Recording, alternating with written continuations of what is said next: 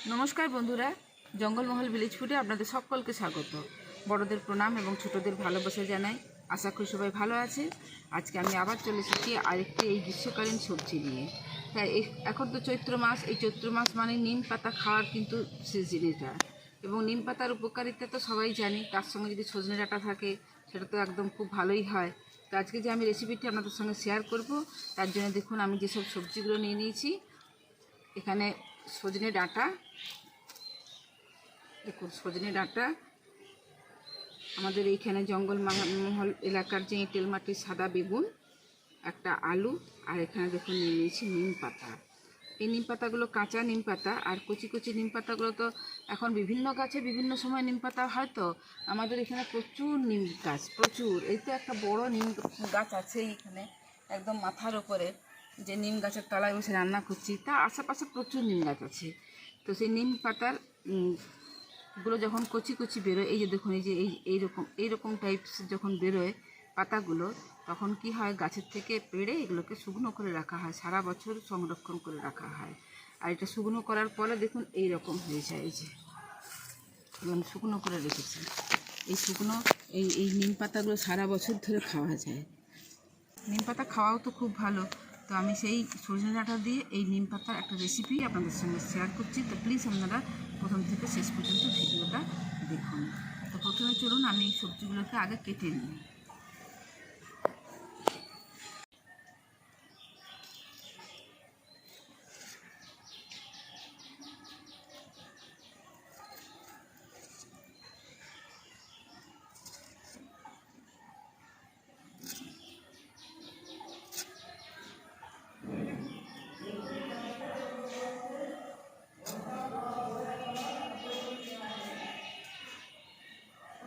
দেখুন এরকম সাইজের করে আমি ডাঁটাগুলোকে কেটে নিচ্ছি।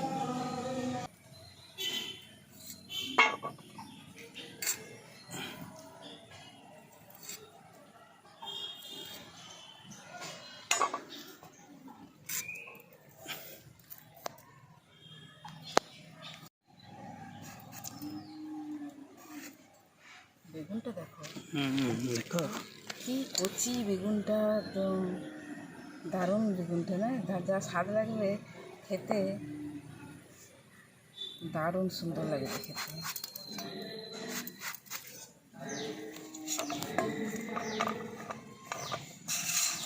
দেখুন সবজিগুলো সব আমার কাটা হয়ে গেছে। আর এরপরে এই যে তার শুকনোগুলো যে আমি নিয়ে এসেছি, এগুলো দেখুন ডাঁটা সমেতেই শুকনো করে দিয়েছিলাম। এরপরে এই ডাঁটাগুলো থেকে শুধু পাতাগুলোকে আমি বাদ দিয়ে দেবো। শুকনো হয়ে গেছে, এগুলো ছাড়াতে খুব একটা অসুবিধে হবে না। দেখুন ডাঁটাগুলোকে বাদ দিয়ে দিচ্ছি।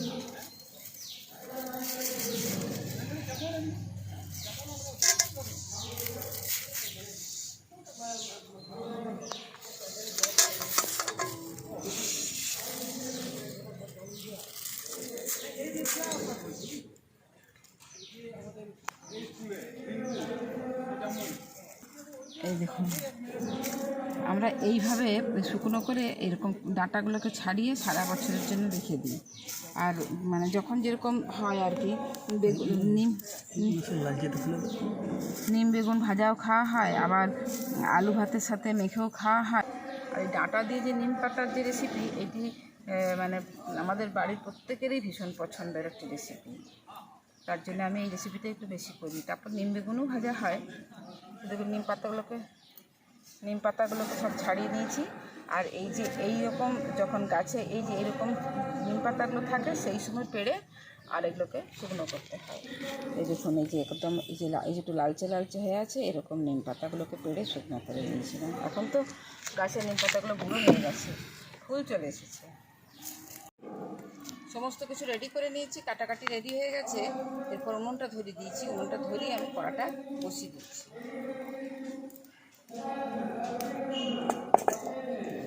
দিয়ে দিচ্ছি সামান্য পরিমাণে তেল।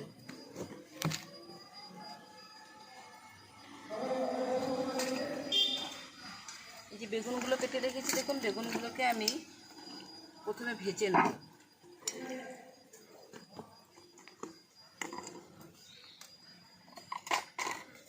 নুন হলুদ মাখিয়ে নিচ্ছি।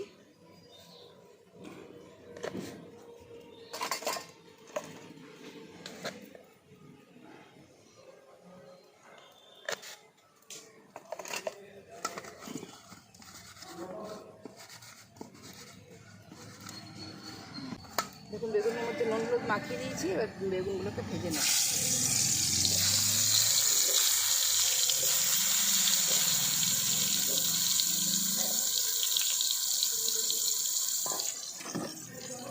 চাপা দিয়ে ঢাকাটা খুলে রেখে নিচ্ছি। মা বেগুনটা ফেটে গেল, ফুলিয়ে গিয়ে বেগুন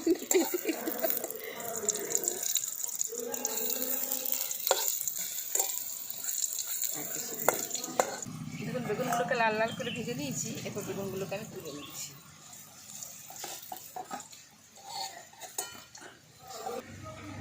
কড়াতে দিয়ে দিচ্ছি জল।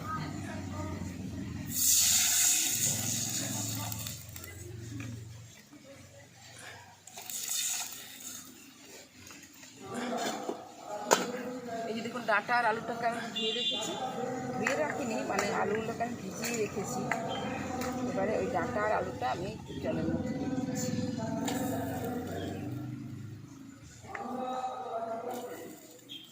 সেটাও দেখবেন তেতো আর টক খেতে সব থেকে বেশি ভালো লাগে। তেতো রেসিপি থাকলে খুব ভালো লাগে খেতে। এরপর নিম পাতা, ডাঁটা আর আলুটা দিয়ে দিচ্ছি জলের মধ্যে। এরপর দিয়ে দিচ্ছি পরিমাণ মতো নুন। পরে আর নুন দেবো না, একবারে নুন দিয়ে দিচ্ছি অল্প একটু হলুদ।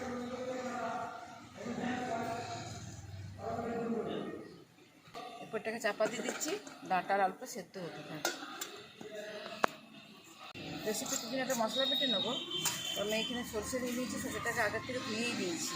এরপরে সরষেটাকে বেটে নেব।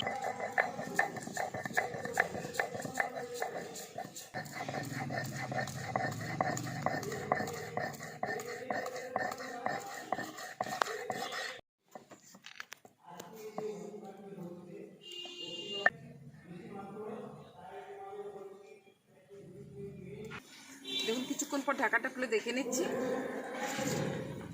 জলটা যেতে দিয়েছিলাম, জলটাও শুকনো হয়ে গেছে। আর এই যে আলুগুলো খুব ভালো করে সেদ্ধ হয়ে গেছে। ডাঁটাতে সেদ্ধ হয়েছে। বেটে রেখেছিলাম যে মশলাটা দিচ্ছি।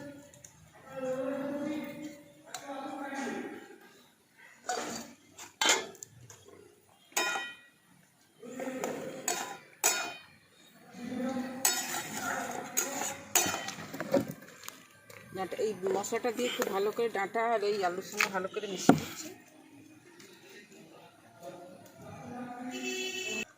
দেখুন সরষে বাটাটা দেওয়ার পর মশলাটাও আমাদের খুব ভালো করে ফুটে গেছে। এরপর আমি এই যে ভেজে রেখেছিলাম বেগুনগুলো, ভেজে রাখা বেগুনগুলো দিয়ে দিচ্ছি।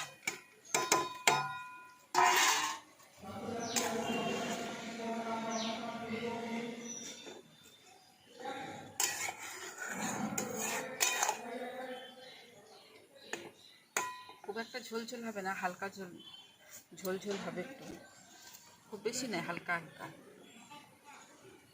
শুক্তোটাও তো তেতো, উচ্ছে দিয়ে যেটা রান্না করা হয়, শুক্তো রেসিপিটাও আলাদা সম্পূর্ণ, আর এর স্বাদটা আলাদা সম্পূর্ণ। তো এই সময় যখন নিম পাতা পাওয়া যায়, তো এইরকম রেসিপিটা খেতে কিন্তু খুব ভালোই লাগে এবং যথেষ্ট উপকারী।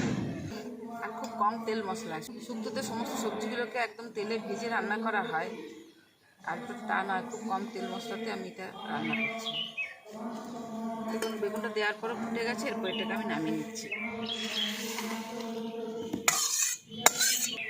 দেখুন কড়াটা ধুয়ে বসিয়ে দিয়েছি, আর কড়াটা গরমও হয়ে গেছে। দিয়ে দিচ্ছি সরষের তেল।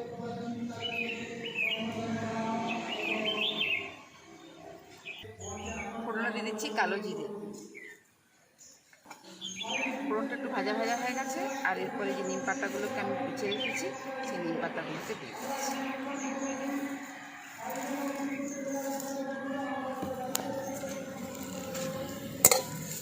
নিম পাতাগুলো তেলের মধ্যে একটু ভালো করে ভেজে নিচ্ছি।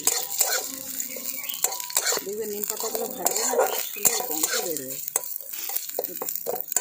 নিম পাতাগুলো ভাজা হয়ে গেছে। এরপর আমি এই যে সবজিটা বানিয়ে রেখেছি, এটাকে ঢেলে দিচ্ছি।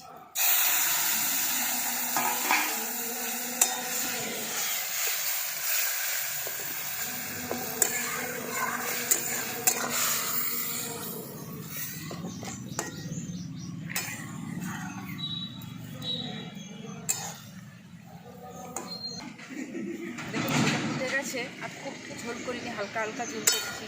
তো এবার ফুটে গেছে, এরপর এটাকে আমি নামিয়ে দিচ্ছি। ধুয়ে দিচ্ছি। অবশ্য যারা নিম পাতা পছন্দ করেন বা তেতো খাবার পছন্দ করেন তাদের ভালো লাগবে, আর যারা পছন্দ করেন না তাদেরকেও বলছি যে এই চৈত্র মাসে যদি এরকম খাওয়া যায়, প্রত্যেকটা মাসের যে ঋতুকালীন সবজি বা ঋতুকালীন যে ফসল তার তো একটা আলাদা উপকারিতা আছেই। তো এইভাবে যদি খাওয়া যায় না, ভীষণ উপকারী। এটাকে এবার আমি নামিয়ে নিচ্ছি।